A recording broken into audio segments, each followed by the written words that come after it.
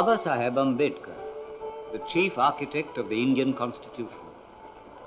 Dr. Ambedkar dedicated his life to the cause of the downtrodden in their struggle for equality and justice.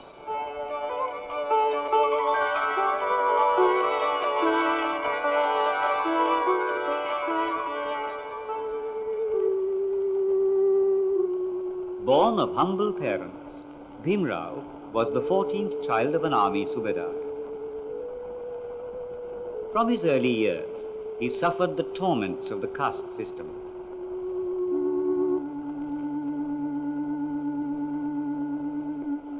Bhimrao had his primary schooling at Dapoli in Konkan district and at Satara.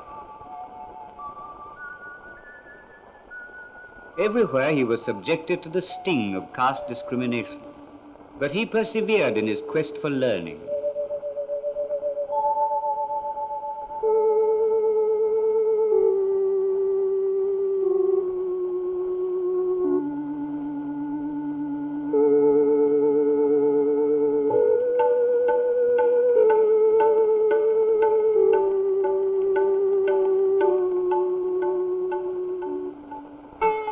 The family moved to Bombay. Though burdened by privations, Ambedkar finally moved on from school to college, aided by a scholarship. Exemplary in his studies, conduct and character, Ambedkar won high praise from the principal of the Elphinstone College, from where he graduated in 1912.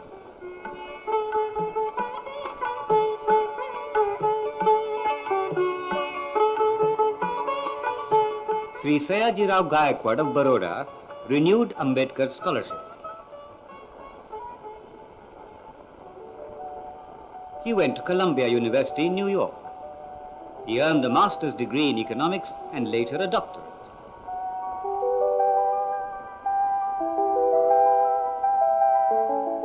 Back in India, Ambedkar joined the staff of Sydenham College. A short stint of service helped him save money to complete his studies both in economics and law in England.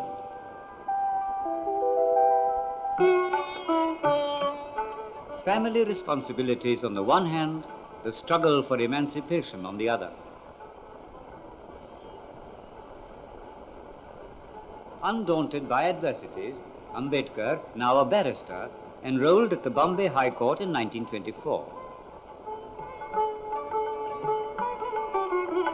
As a member of the Bombay Legislative Assembly, an active public career was already in the making.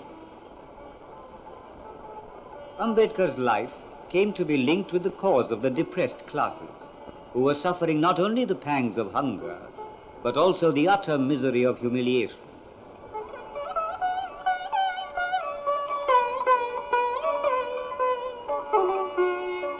It was time for direct action. A public tank at Mahad in Kolaba district of Maharashtra was claimed by caste Hindus as private property.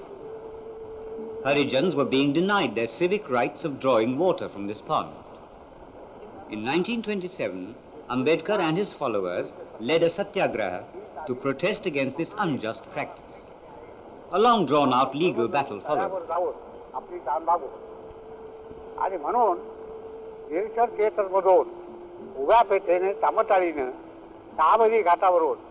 Finally, the courts upheld the demand of the Harijans, a victory for Ambedkar.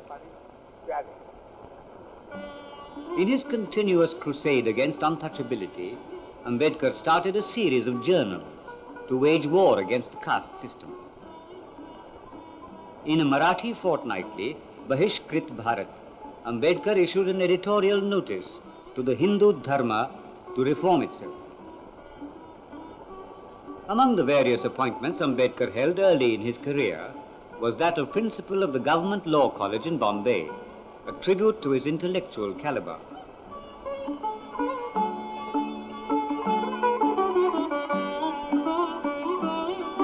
For the emancipation of women, in those days of hidebound tradition, Ambedkar initiated various movements.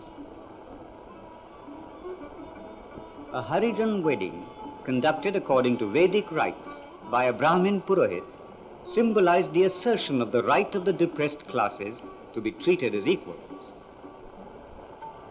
Dr. Ambedkar now emerged as the undisputed leader of the depressed classes. To one and all, he became Baba Saheb. Ambedkar's house in Bombay, Rajgriha, was to become the center of many of its activities. Ambedkar was a keen collector of books. All his leisure hours were spent in reading and writing. He has 11 major works and many other publications to his credit.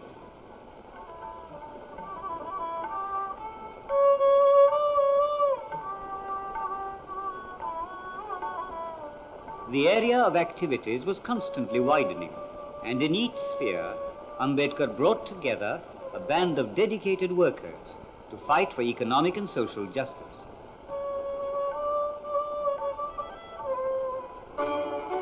The temple entry movement was launched to assert the equality of all castes in the eyes of God. In 1930, Ambedkar organized a march to the Kalaram temple at Nasik in Maharashtra.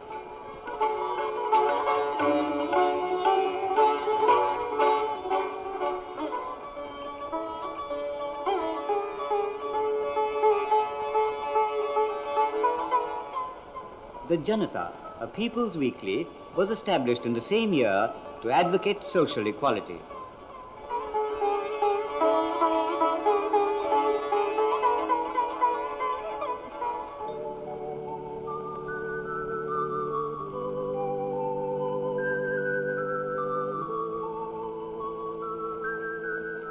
Ambedkar was a delegate to all the 3 sessions of the Round Table Conference in London.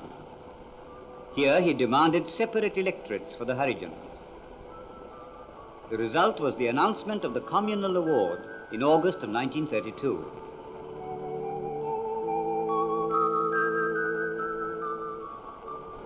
Ambedkar had to face a resolute Gandhi who declared that he would resist with his life the award of separate electorates to the Harijans. The fast unto death undertaken by the Mahatma led to the signing of the Poona Pact. Seats for Harijans were reserved in general constituencies. Ambedkar, at a public meeting, declared that the shackles of the caste system left no alternative for the sufferers except to walk out of Hinduism. Ambedkar's stature in the political field was steadily growing. He was appointed a member of the Viceroy's Executive Council. He utilized this opportunity to promote the welfare of the depressed classes in various ways. Among benefits that accrued under the new schemes were adequate allocation of central funds for education and reservation of government jobs for the backward classes.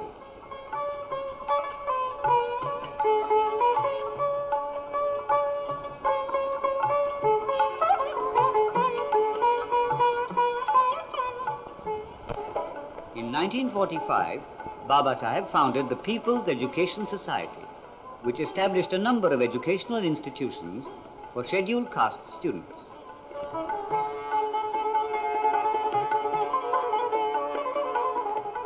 As an educationist, Ambedkar was fully aware of the importance of learning for emancipation. The curse of the caste system had condemned the depressed classes to ignorance and degradation.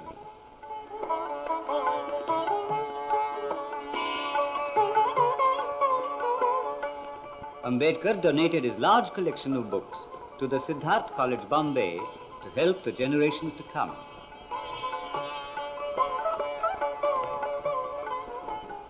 On the national scene, the struggle for independence was entering a final phase.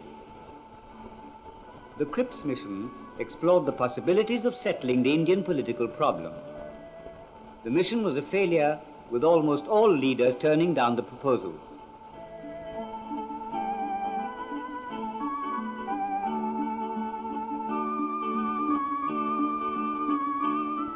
Dr. Ambedkar, representing the depressed classes, also rejected the scheme. Mahatma Gandhi called the Cripps offer a post-dated check.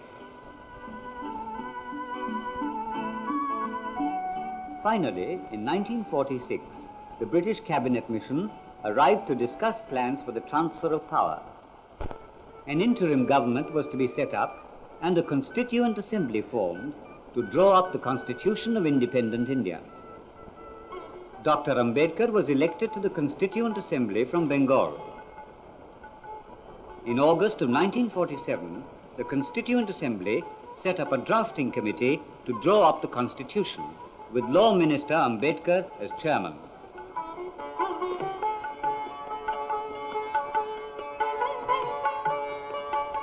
Speaking in the Constituent Assembly, Dr. Ambedkar said, "So far as the ultimate goal is concerned, I think none of us need have any apprehension.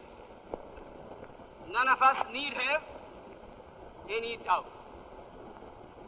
But my fear, which I must express clearly, is this. Our difficulty, as I said, is not about the ultimate future.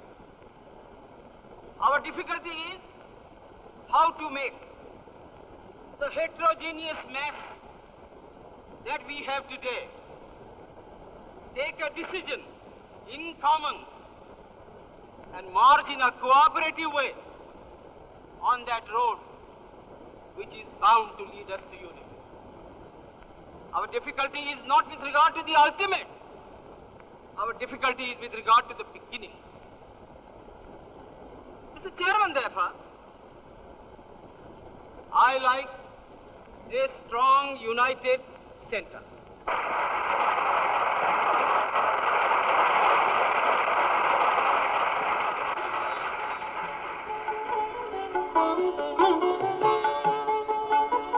The Constituent Assembly passed the Constitution of India after 3 readings.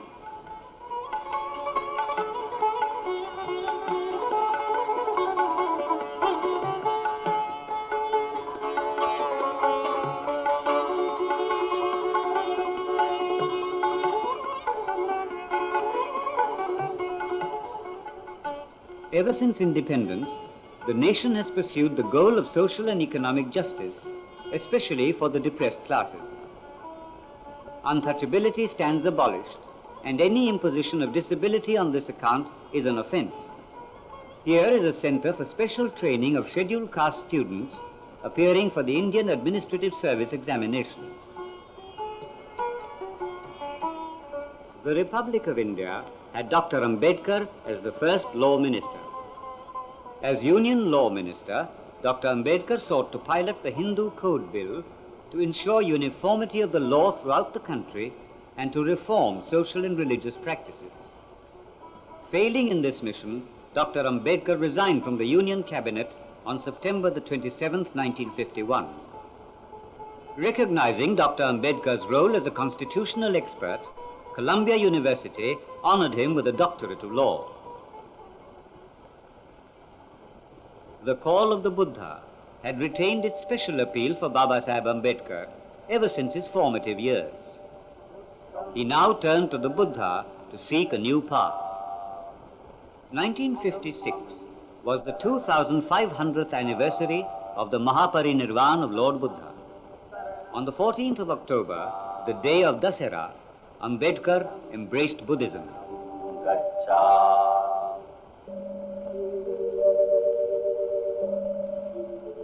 The years of toil and relentless struggle now made their claim on Baba Sahib's health. The end came in Delhi on the 6th of December 1956 at the age of 65.